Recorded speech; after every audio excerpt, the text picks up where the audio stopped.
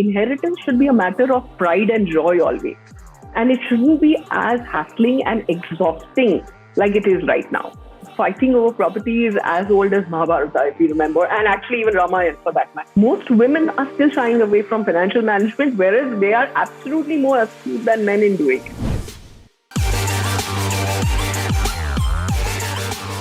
Hey everyone, welcome to Meet the Maestro. Joining us today is Sejal Sheikh, the CEO of Easy Inherit, a very cool digital assistant in case you're planning your inheritance.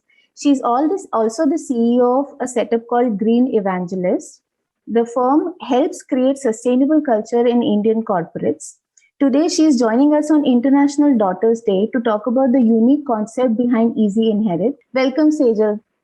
It's a pleasure to have you. Thank you so much, Divya. Tell us how you came up with this concept. What was the idea behind it? How did you identify the gap?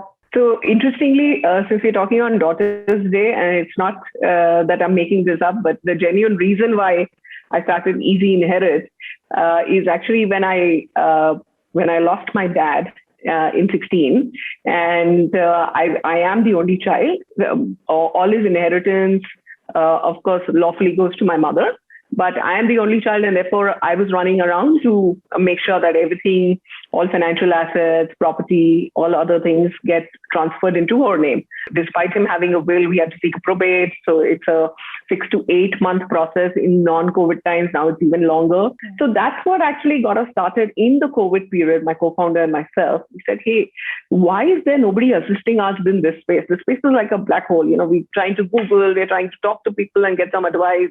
We're going to banks and, talking to the personnel there who are giving us whatever little information we have. We're literally, stringing every bit together. Why isn't there somebody who just puts the whole thing and is enabling all the inheritance to be transferred easily, especially in the cases where there's no litigation? So in your experience now with 1.5 years with Easy Inherit, what is probably the biggest, or what are the biggest reasons for people who delay the whole inheritance process? So I think two things. I think, human optimism never allows you to visualize your own death.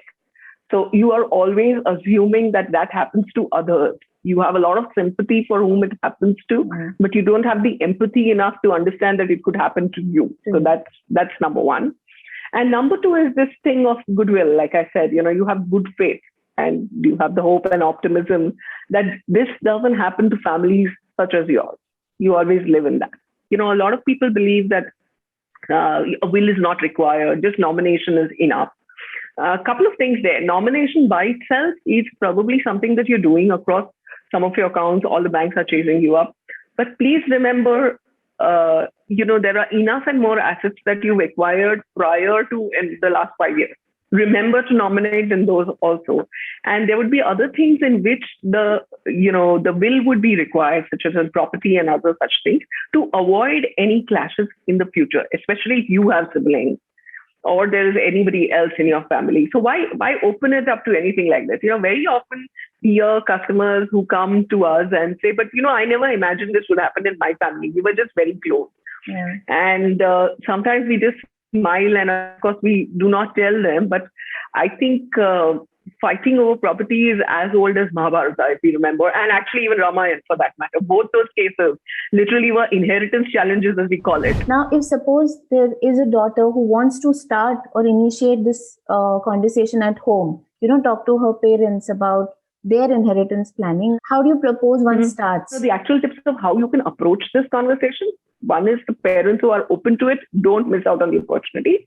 Two, if your parents have not looked at it, or you're not a family which discusses this openly, I think use the scenarios of your colleagues and friends and, these kinds of COVID-related casualties that you've heard of, and have a discussion at the dinner table.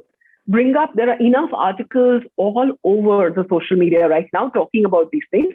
Use the help of those articles. Inheritance should be a matter of pride and joy always. And it shouldn't be as hassling and exhausting like it is right now. But do you think this process or this conversation at home with parents is more difficult for the daughters compared to sons? Oh, absolutely. I feel Indians definitely have an inherent bias. Female versus the male child.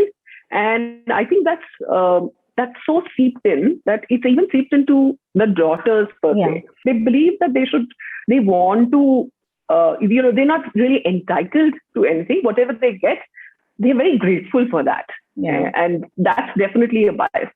And to some extent, it's not just, it goes across the entire spectrum of financial management itself. And most of them, they do household expense management. But investments, if you ask them, they're completely zero. Yeah. That is always a husband's domain. So that is the classic scenario. And that scenario is not necessarily Indian. That's actually global. Most women are still shying away from financial management, whereas they are absolutely more astute than men in doing it. How do you go about raising that awareness about inheritance planning? As Easy Inherit, to some extent, raising the awareness is one of our key objectives, because in addition to being like a profitable enterprise or something, the key reason why my co-founder and I started it is because we went through the pains of claiming inheritance ourselves.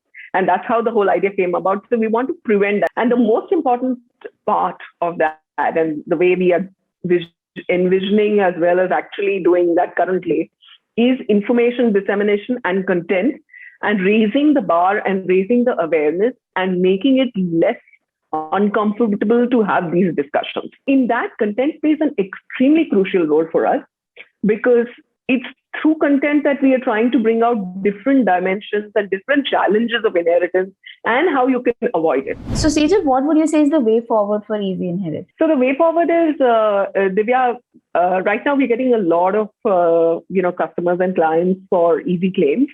We are helping them out, guiding them through step-by-step process across all their financial assets, helping them with all their legal documentation and legal consultations, etc.